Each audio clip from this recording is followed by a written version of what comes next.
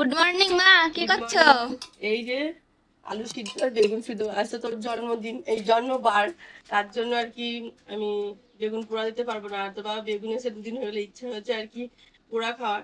আমি দেখতে সিদ্ধ তো অনেকেই দেয়, যেমন গোটা সিদ্ধ খায়, এটা দেখি সিদ্ধ করে পেঁয়াজ টেয়াজ দিয়ে মাখবো। তো শনিবারে পেঁয়াজ না, কিন্তু আজকে খাবো, ঠিক আছে? তো বন্ধুরা, সকলকে ডেইলি লাইফ উইথ সোমাতে সকলকে স্বাগত জানাই। তো কেমন আছো?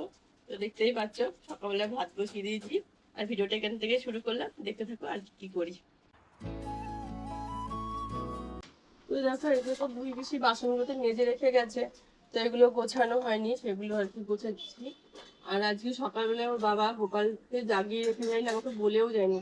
আমি এবার উঠেছি করে দেখছি কি যে ও খুব সকালে বেরিয়ে গেছে, গাড়ি কি ডিস্টার্ব নেই, তাই বেরিয়ে গেছে।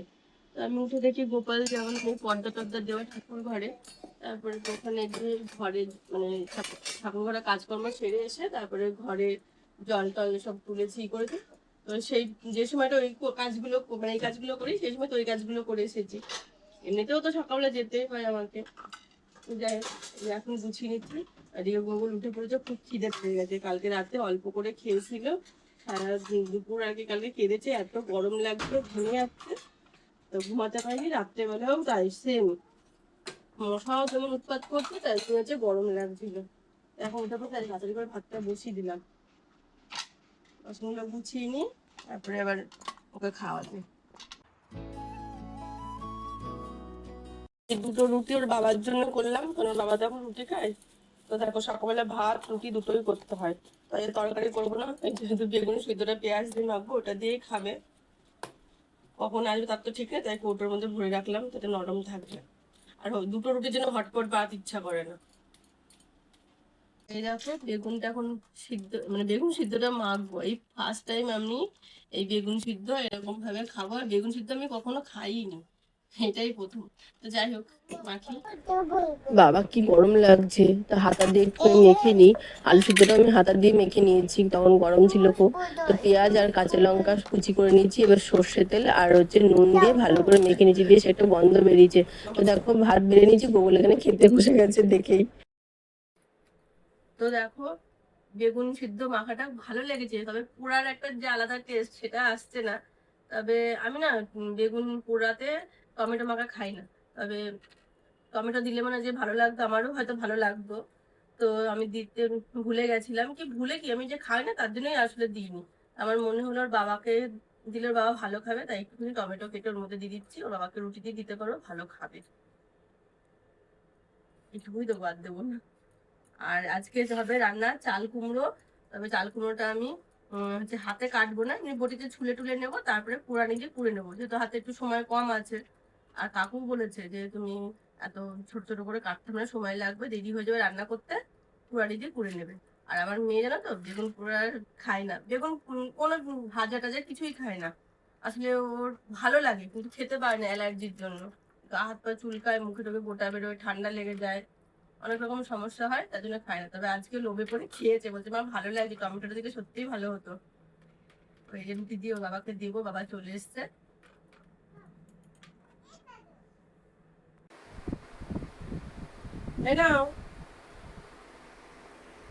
ওখানে কত এখন কুমড়ো বলো, তাই না? এবার আর কিরকম হয়েছে জানি না, তারপর গাছ দেখে এসছি তো বাড়িতে, এবার প্রচুর হয়েছে, বাজারে প্রচুর পাওয়া যাচ্ছে। বন্ধুরা আমাদের বাড়িতে মানে প্রচুর এরকম চাল কুমড়ো, লাউ, লাউটা আমার ভাই যেবার ছোট ভাই হয়েছিল সেবার প্রচুর হয়েছিল, তারপরে সেরকম একটা হয় না। পুঁই, মানে পুঁই ডগা ভর্তি, পুঁই ডগা আর চাল কুমড়ো প্রত্যেক বছর ভর্তি, আমাদের পুকুর ধারে ভর্তি হয়ে থাকে চালে ডালে। এখন ছাদ হয়ে গেছে যেহেতু, সেই জন্য ছাদে তোলে না, কিন্তু মা পাশে রান্নাঘরে ইয়েতে চালে তুলে দেয়। আর সিম গাছ, মানে সব রকম গাছ ভর্তি। আর আমি দেখো কিনে খাই, আর বাপের বাড়িতে আনতে মানে কে নিয়ে আসবে, বাবা মাও সেরকম আসে না, আমরাও সেরকম যাই না যে নিয়ে টিয়ে আসবো, আর আনাও যায় না, বাচ্চা কাচ্চা নিয়ে গিয়ে ব্যাগ ভর্তি করে এসব কিছু আনতেও পারি না।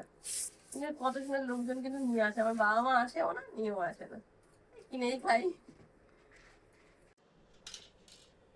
কি করছো সোনা? রান্না করছে। এটা কি রান্না করছো? মাছ রান্না করছিল, মাছ? এটা তো চাল কুমড়ো। হুম। তো বন্ধুরা রান্না প্রায় হয়ে গেছে, এখানে আলু পটল তরকারিটা এবার নামাবো। আর এখানে চাল কুমড়ো তরকারিটা আর কি বসিয়েছি। তো তোমরা যদি আমার মানে ভিডিও দেখতে ভালোবাসো, তাহলে আমার আসলে কি বলতো, এখন তো 50টা সাবস্ক্রাইবার হয়নি, তাই আমি বড় ভিডিও ছাড়তেও পারি না, তাই অনেকটা বড় হয়ে যাচ্ছে। তাই রান্নার এই মানে চাল কুমড়ো রান্নাটা আমি শর্টসে দিয়ে দেবো। আর যদি তোমরা আমার বড় ভিডিও দেখতে চাও, যারা নতুন আর কি আমার ভিডিও দেখছো, তাদেরকে বলছি তারা আমার চ্যানেলটি একটু সাবস্ক্রাইব করে দিও। তাহলে আমি মানে আরো বড় বড় ভিডিও, আরো অনেক কিছু দেখাতে পারবো আমার মানে রোজকার দিনে যা যা ঘটনা, বুঝেছো? তা আমি এটা শর্টসে দিয়ে দেবো। রান্নাটা করে নিই। আরো একটা জিনিস আছে, তোমাদের লাস্টে দেখাচ্ছি, আমার মেয়ে বানিয়েছে, এটা তোমাদের দেখাবো। তো বন্ধুরা, রান্না বান্না সব কমপ্লিট হয়ে গেছে, সান্দান হয়ে গেছে। তো দেখতেই পাচ্ছ ভাত, এদিকে চালতা দিয়ে মটর ডাল করেছি আজকে, আবার আবার উচ্ছে কুমড়ো ভাজা করেছি, আর ওদিকে আলু পটলের তরকারি পোস্ত টোস্ত দিয়ে বাদাম বাটা দিয়ে করেছি, তার সঙ্গে তো চাল কুমড়োর তরকারি করেছি। তো যাই হোক, বাবা এখন খাবার দাবার গুলো বাড়বে, তারপরে আমরা খাবো। এই দেখো আমার মেয়ে কেকটা কালকে, হ্যাঁ, হালুমটাকে তাড়িয়ে এটা নিয়ে এসেছি।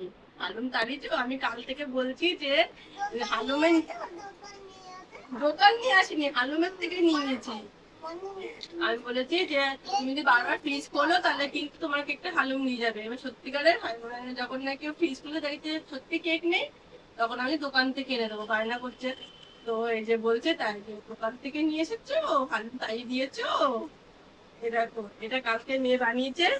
যদি ভালো লাগে তাহলে ও রাখি পূর্ণিমাতে মানে বানাবে, সবাই দাদুদেরকে আর কি খাওয়াবে, ভাইকে খাওয়াবে, তাই বলছে দেখি তো। আর এটা কেক খাওয়ার জন্য কতদিন ধরে পাগল পাগল করছে, তাই বানিয়েছে। এবার কাটবে, এটাও কিন্তু শর্ট ভিডিওতে দেবো, ঠিক আছে? কেক কাটবে, দেখো কি কি করে, ও খুব খুশি কেক দেখলে। তো আজকের মতো টাটা, আবারও দেখাবে অন্য কোনো ভিডিওতে। সকালে সুস্থ থেকো, ভালো থেকো।